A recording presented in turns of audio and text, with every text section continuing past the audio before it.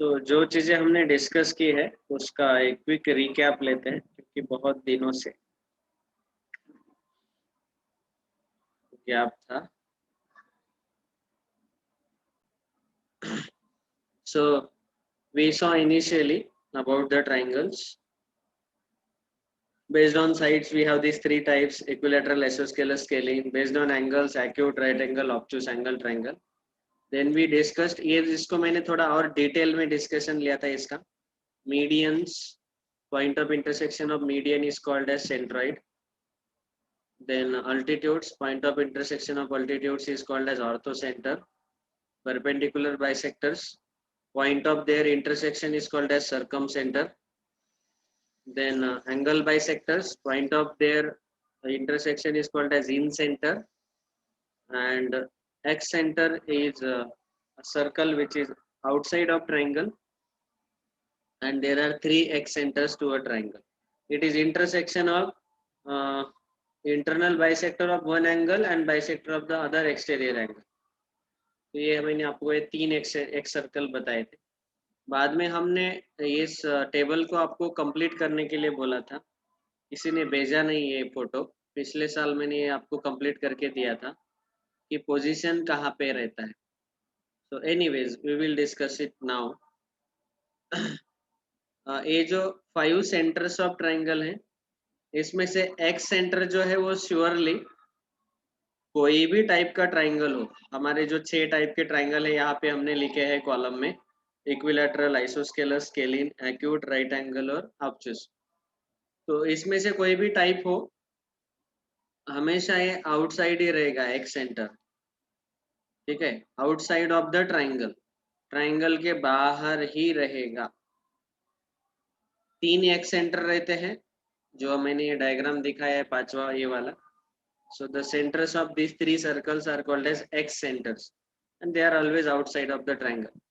फिर वैसे ही इन सेंटर का खासियत यही है कि all the in centers are always inside the triangle because the in circle is a circle which touches the triangle internally, touches the sides of triangle internally. Therefore उसका centre हमेशा inside the triangle ही रहना चाहिए. ये दो चीजें हमेशा के लिए याद रख लेना. ठीक है. Now what about centroid? तो सेंट्रॉइड का तो हमने आपको ये बताया था कि एक्यूट हो, राइट ट्रायंगल हो, ऑब्टूस हो, आइसोस्केलस ट्रायंगल हो, स्केलिन, ये सब के लिए इनसाइड ही रहेगा.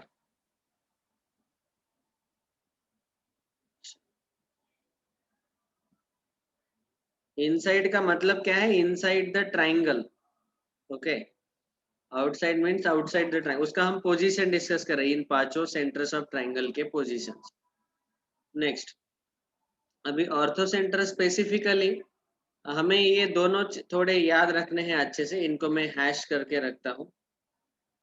ये दोनों थोड़े अच्छे से याद रखने हैं. इनका पोजीशन थोड़ा अलग अलग आ सकता है. अभी स्पेशली सरकम सेंटर के बारे में यहाँ पे भी हमें हमारे सिनॉप्सिस में क्लियरली बोला गया. Position of the circumcentre. Position of circumcentre for acute angle triangle, the position is in interior of the triangle. तो अगर एक्यूट एंगल ट्रायंगल है तो इंटीरियर ऑफ द ट्रायंगल, मैंने उसको इनसाइड बोला है, आप समझ रहे. इंटीरियर मीन्स इनसाइड, एकदम सिंपल लैंग्वेज में. अगर ऑब्ट्यूज एंगल ट्रायंगल है तो वो एक्सटीरियर में आता है. वो ऐसा क्यों? So let me show it here. Am I audible to everyone? Am I audible to everyone? Yes, sir. Okay. Yes sir. Okay, तो देखो, अगर एक्यूट एंगल ट्रायंगल है तो उसके तीनों एंगल्स एक्यूट रहेंगे और हमें निकालना है circumcentre. Circumcentre means the point of intersection of perpendicular bisectors of all 3 sides. तीनों साइड के जो परपेंडिकुलर बाइसेक्टर्स है उनका पॉइंट ऑफ इंटरसेक्शन. तो ये पहला परपेंडिकुलर बाइसेक्टर मैंने निकाला. वैसे दूसरे साइड का परपेंडिकुलर बाइसेक्टर समझो ये आया.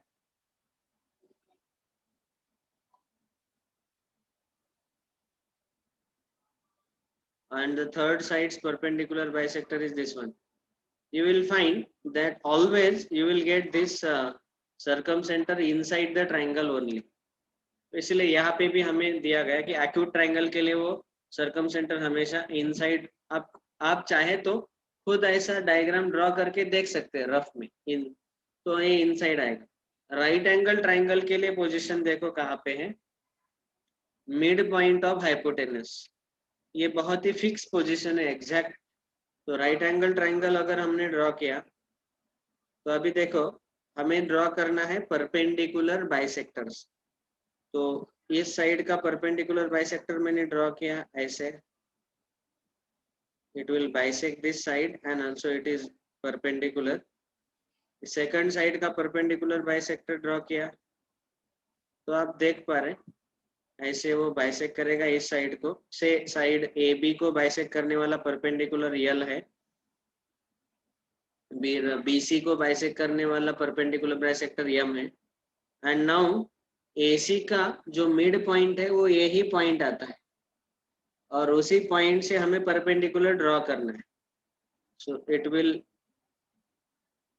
be like this, say n, line n, and you will get to see that this particular point जिसको हम समझो कैपिटल m बोलेंगे, it will act as midpoint of the hypotenuse and it is also the point of intersection of all three perpendicular bisectors.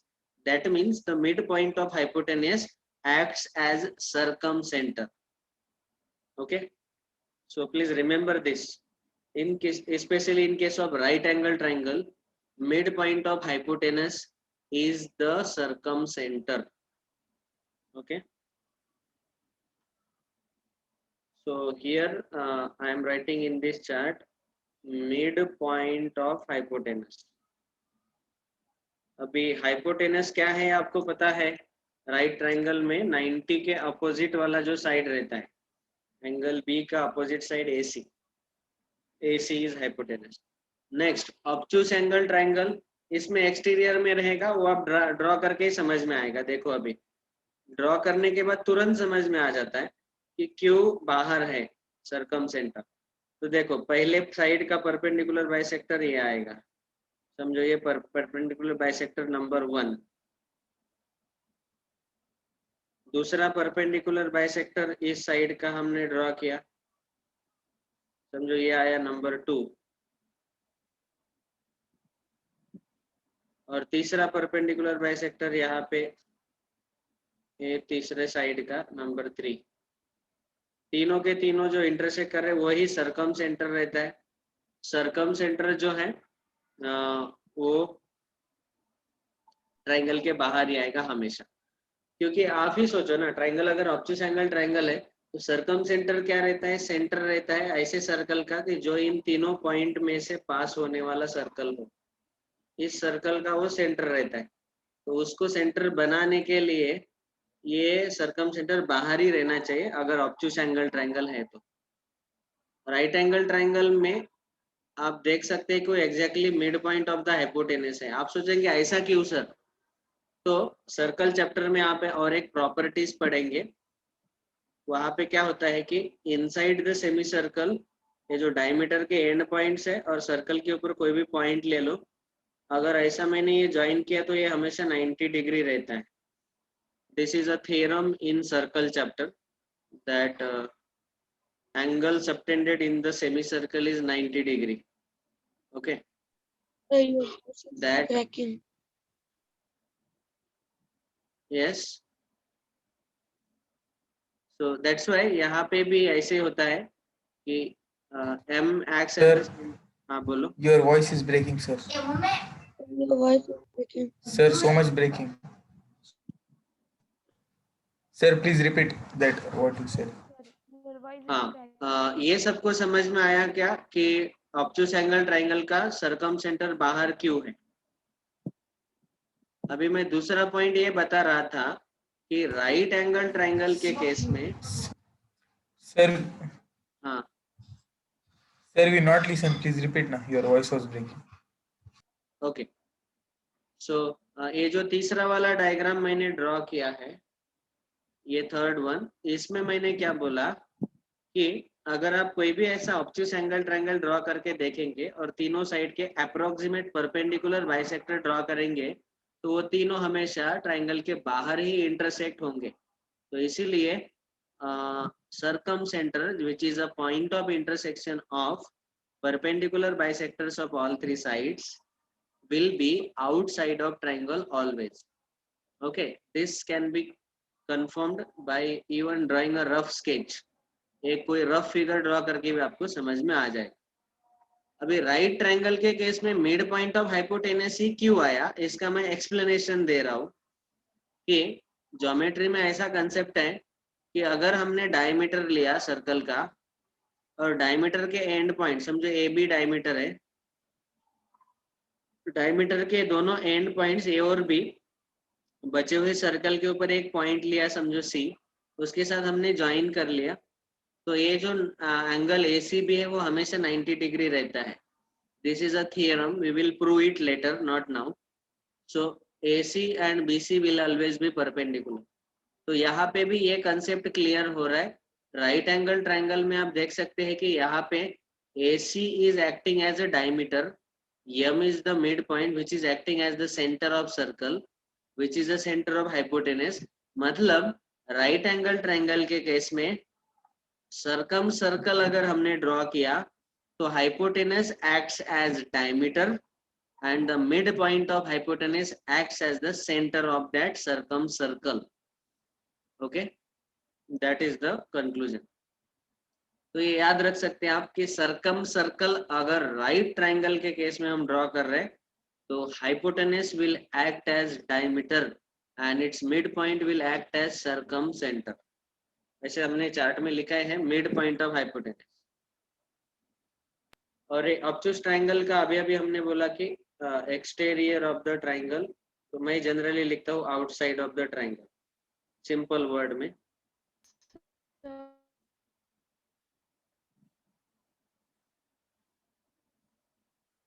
बाकी के case में तो अभी ये डिपेंड करता है सर्कम सेंटर कहाँ पे रहेगा। ऑफ कोर्स इक्विलैटरल ट्रायंगल में इनसाइड ही रहेगा, आइसोस्केलस ट्रायंगल में भी इनसाइड ही रहेगा। स्केलिन ट्रायंगल में ये डिपेंड करता है, ये अगर एक्यूट ट्रायंगल है, राइट ट्रायंगल है या ऑब्ट्यूस ट्रायंगल है, उसके ऊपर डिपेंड करेगा कि सर्कम सेंटर कहाँ पे रहेगा। तो इसीलिए सर्कम सेंटर अगर डिसाइड करना है तो बेटर है आप ये तीन टाइप रखो ही मत यहाँ पे, आप यहाँ पे ARO लिख के रखो।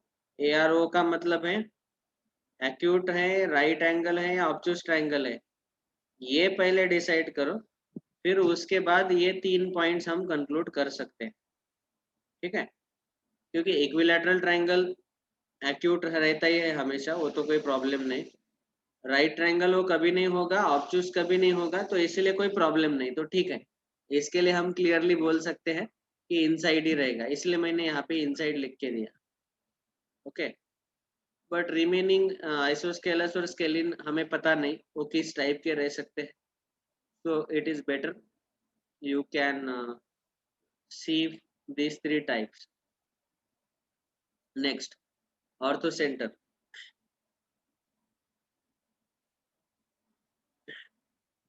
Orthocenter is also it is a point of intersection of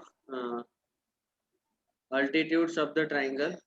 और जब हम हाइट्स ड्रॉ करते हैं किसी भी ट्रायंगल के तो पर्टिकुलरली आप देखेंगे, पहले मैं ये तीन टाइप के ट्रायंगल ले रहा हूँ, acute triangle, right angle triangle और ऑब्ट्यूस ट्रायंगल। देखो अल्टीट्यूड ड्रॉ करने के बाद कैसे दिखाई देगा। इस ट्रायंगल में अगर मैंने ये तीनों अल्टीट्यूड्स ड्रॉ किए तो तीनों के तीनों इनसाइड द ट्रायंगल ही इंटरसेक्ट हो रहे हैं। So I can say in case of acute the orthocentre मतलब point of intersection of altitude will be inside the triangle. Right angle triangle में आप देख सकते हैं कि समझो ये ABC ट्रायंगल है, तो AB is already the altitude, BC is already altitude, and अगर हमने B पॉइंट से AC पे ऊपर परपेंडिकुलर ड्रॉ किया तो तीनों के तीनों अल्टीट्यूड्स पॉइंट बी में इंटरसेक्ट हो रहे। तो यहाँ पे ये इंपॉर्टेंट याद रखना है आपको कि राइट ट्रायंगल में ऑर्थो सेंटर जो है it is at 90 degree vertex. जहां पे 90 डिग्री एंगल बनता है, जैसे यहाँ पे कौन से एंगल बी पे 90 आया था ना, ABC angle B was 90 degree, so that point will act as ortho center, so you have to remember this one. देखो आपको सारा चार्ट याद रखने को नहीं बोल रहा हूँ, you just have to remember ये जो स्टार मार्क किए हैं ये चीजें याद रखो, बाकी के तो बिल्कुल आसान है। अभी ये एक बच गया, ऑब्टूस एंगल ट्रायंगल के लिए ऑर्थो सेंटर कहाँ पे आएगा, तो उसका डायग्राम ड्रॉ करके देखते हैं। अभी देखो अल्टीट्यूड मतलब हाइट, तो यहाँ पे अब मैं अगर अल्टीट्यूड ड्रॉ करूँ तो ये ऐसे यहाँ इस साइड को एक्सटेंड करना पड़ेगा। समझो ये ट्रायंगल PQR था तो मुझे QR साइड को एक्सटेंड करना पड़ेगा और ये अल्टीट्यूड आएगा। बाद में Q से इस साइड के ऊपर अल्टीट्यूड ड्रॉ किया तो इस अल्टीट्यूड को एक्सटेंड करना पड़ेगा। और ये तीसरा अल्टीट्यूड है पॉइंट R से इस साइड के ऊपर PQ के ऊपर, तो इसको एक्सटेंड करके ये ऐसे एक दूसरे को बाहर ही मिलेंगे हर बार। तो ऑर्थो सेंटर जो है वो हमेशा बाहर ही आएगा आउटसाइड ऑफ द ट्रायंगल। लेकिन आप देख पा रहे हैं कि अल्टीट्यूड्स थोड़े एक्सटेंड साइड को एक्सटेंड करके ड्रॉ करने पड़ रहे हाँ दो केस में। तो इसलिए यहाँ पे हमेशा always the ortho centre will be outside of the triangle. और यहाँ पे लिख लो ARO क्योंकि हमें पता नहीं है, यहाँ पे तो हमेशा इनसाइड ही रहेगा क्योंकि हमेशा एक्यूट ट्रायंगल रहता है, इक्विलैटरल ट्रायंगल के हर एक एंगल 60 डिग्री रहते हैं। तो ARO का मतलब है एक्यूट है, राइट है, ऑब्टूस है, वो पहले डिसाइड करो और उससे फिर ये पता चलेगा कि ऑर्थो सेंटर कहाँ पे रहेगा। All right, so with this we conclude our discussion on positions of the centres of triangle. याद रखना है जो स्टार मार्क किए हैं ये 6 चीजें, ऑर्थो सेंटर एक्यूट के लिए इनसाइड और राइट एंगल ट्रायंगल के लिए एट 90 डिग्री वर्टेक्स एंड ऑब्टूस के लिए outside, circum centre inside the triangle, right triangle के लिए मिड पॉइंट, ऑब्टूस के लिए आउटसाइड। बस अभी बाकी के तो याद रखने का जरूरत ही नहीं है। सेंट्रोइड सब में इनसाइड, इन सेंटर सब में इनसाइड, एक्स सेंटर सब में outside, that's all. Okay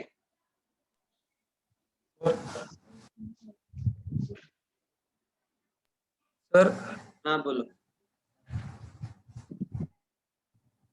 sir, can we say that altitude and perpendicular bisector of right angle triangle coincide with each other?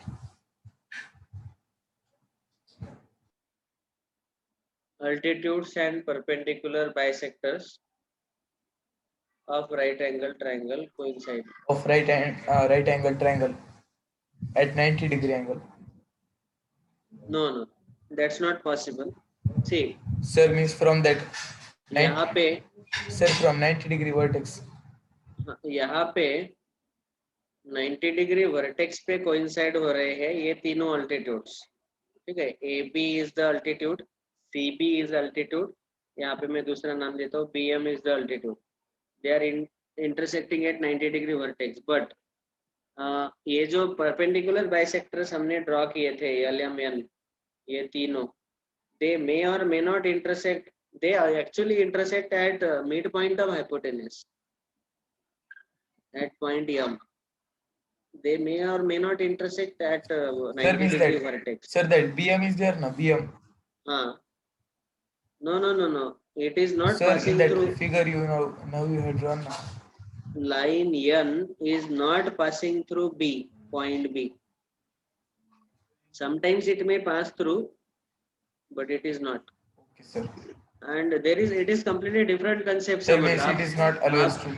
आप खुद को कंफ्यूज कर रहे हैं। देखो परपेंडिकुलर बाइसेक्टर कहाँ से पास Sir, होगा? miss, I thought because of that figure. हाँ, ये परपेंडिकुलर बाइसेक्टर कहाँ से पास होगा? It will be from the mid point of the sides. So therefore when we say mid point of the side से pass होने वाले perpendicular bisector है, they may or may not pass through this 90-degree vertex B. Depends. Okay, sir. It depends, but they may not pass. ठीक है, तो ये एक chart जो है आप स्क्रीनशॉट लेके रखो और इसको अपने नोटबुक में लिख लेना आज. इसमें जो स्टार मार्क किए हैं वो आपको अच्छे से याद रखना है. बाकी के स्टूडेंट समझ में आया क्या? Prachi, Yes, sir. प्राची बेटा Yes, समझा? sir. समीक्षा को समझ में आया? राजदीप,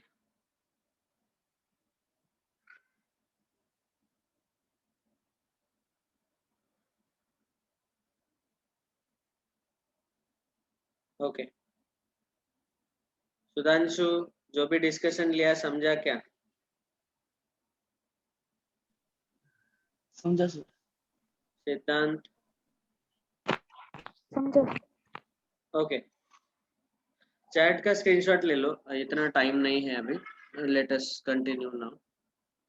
ठीक है, सबको समझ में आ गया.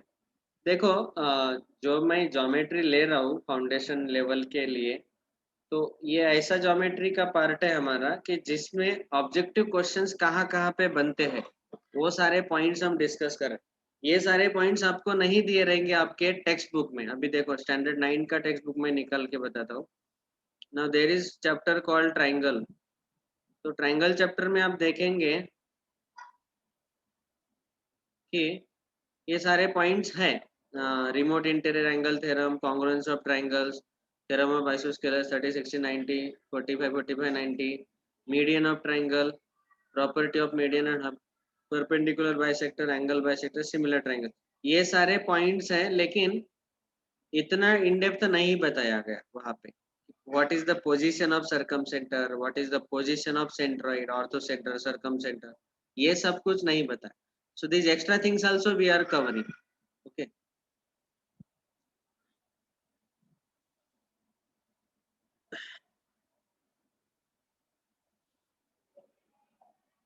ठीक है, तो ये जो पहला वर्कशीट है, that now you are free to solve. You can try to solve. If there are any doubts, we will discuss them tomorrow. Surely I will also take some questions. Very very easy questions. Initially तो एकदम बिल्कुल theoretical questions है. आप solve करो, पहले आप ही solve करो ये, और कोई डाउट है तो कल पूछ लेना.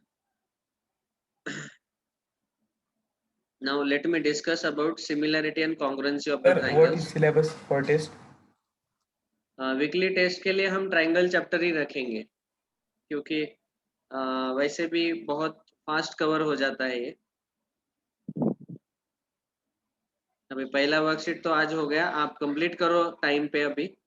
और समझो इन वर्स्ट केस हमें अभी अगले 2 ही लेक्चर मिलेंगे. हमारा लेक्चर डायरेक्ट फ्राइडे सैटरडे को ही रहता है. वर्स्ट केस अगर समझो नहीं हो पाता पूरा चैप्टर, तो फिर मैं एक आधा क्लास एक्स्ट्रा ले लूंगा. Only 1 class we may need. ठीक है. Now everyone should listen very attentively. Next 5 to 10 minutes I am discussing about the next point, which is, अभी देखो अब तक हमने यहाँ तक कंप्लीट किया. Now we are discussing synopsis number 2, similarity of triangles and congruency of triangles. देखो similarity में हम बोलते हैं कि ट्राइंगल के शेप सेम रहेंगे. Shapes are same but the size is different. तो ऐसे दोनों ट्राइंगल को हम बोलते हैं सिमिलर ट्राइंगल्स. मतलब जैसे फॉर एग्जांपल ओरिजिनल ताजमहल है वो 100 टाइम्स बड़ा है, लेकिन जब आप अपने क्या बोलते हैं ड्राइंग बुक पे ड्रॉ करते हो तो it is we reduce its size, लेकिन एग्जैक्ट अगर आप देखेंगे कि वो सिमिलर है, figure is similar, only the size is different but shape is same. Such figures are called as similar figures. But in case of congruency, both the triangles will have shape as well as size both same.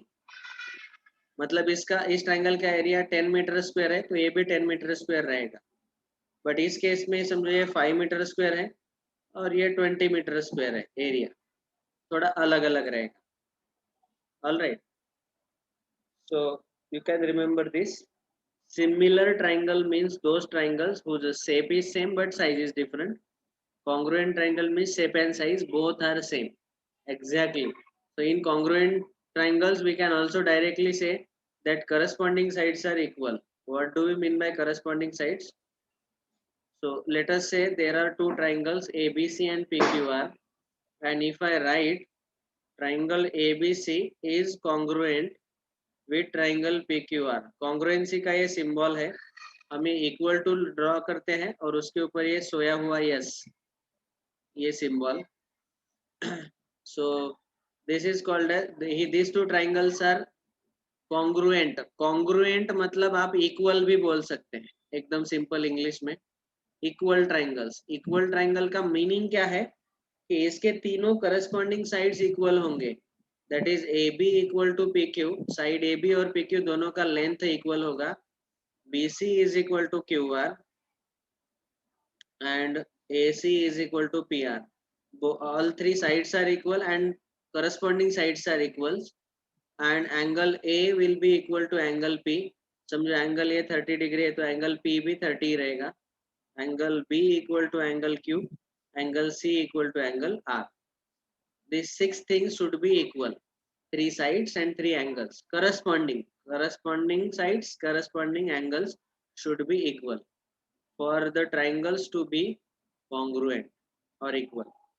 Now when we say similar triangles, so we write it like this: triangle ABC is similar with triangle PQR. Say I give the names here: ABC, PQR. Actually I have defined here, this is definition of congruent triangles. Congruent triangles are those triangles whose all three sides are equal and all three corresponding angles are equal. All three corresponding sides are equal and all three corresponding angles are equal. And in case of similar triangle ये खाली सोया हुआ yes का symbol रहता है. That means these triangles are similar. Similar triangle के case में इनके corresponding angles equal रहते हैं. Angle A equal to angle P, angle B equal to angle Q, angle C equal to angle R, and इनके जो corresponding sides है उनका ratio equal रहता है. AB upon PQ is equal to BC upon QR is equal to AC upon PR. ये दो चीजें. पहला क्या बोला मैंने? All three corresponding angles are equal and the ratio of corresponding sides is equal. Okay, we can also say ratio equal है तो अब हम बोलते हैं कि these three numbers are in proportion. So we can say that the sides are in proportion. मतलब एकदम simple है कि अगर मेरा साइड AB समझो 5 सेंटीमीटर है, PQ 50 सेंटीमीटर है. अगर आपको मैंने पूछा कि AC अगर 6 सेंटीमीटर है तो PR कितना रहेगा, तो 5 50, 5 10 जा 50, तो 6 10 जा 60. ऐसे उनका रेशो 1:10 आना चाहिए, साइड का रेशो सेम रहेगा, like that. So this two things. तो फिर से कॉन्ग्रुएंट ट्रायंगल में तीनों साइड इक्वल, तीनों एंगल इक्वल, ये दोनों चीजें याद रखो. सिमिलर ट्रायंगल में तीनों एंगल्स इक्वल रहेंगे but sides are in proportion, मतलब साइड के रेशो इक्वल रहते हैं, साइड्स इक्वल नहीं रहते. दूसरी वर्ड में बोला जाए तो हम ऐसा भी बोल सकते हैं कि कॉन्ग्रुएंट ट्रायंगल में अगर मैंने साइड का रेशो लिया तो वो 1:1 आएगा. क्योंकि दोनों साइड इक्वली है ना कॉन्ग्रुएंट ट्रायंगल, वो हमेशा सिमिलर ट्रायंगल में 1:1 आएगा इसका गारंटी नहीं है। तो फिर यहाँ पे हम ट्रू फॉल्स ऐसा भी बना सकते हैं कि all congruent triangles are always similar triangles, क्योंकि वहां पे ये रेशो हमेशा 1:1 ही आता है। और but we cannot say that similar triangles are always congruent. That is a false statement. Similar triangles are always congruent triangles. This is a false statement, like that. तो ये फर्क है, सबको समझ में आए दोनों डेफिनेशन? Yes sir. बाकी के स्टूडेंट बोलो बोलो जल्दी। Yes, sir. Yes sir. हाँ, थोड़ा कॉन्फिडेंस के साथ। हाँ, तो इस स्लाइड का भी स्क्रीनशॉट लेके रखो, दोनों डेफिनेशन लिखना है नोटबुक में अच्छे से। ऑल राइट, सो अभी test of similarity and test of congruency that we will discuss in the next class. We will stop here today, क्योंकि वो अगर मैंने स्टार्ट कर दिया तो उसको कम से कम 15-20। हाँ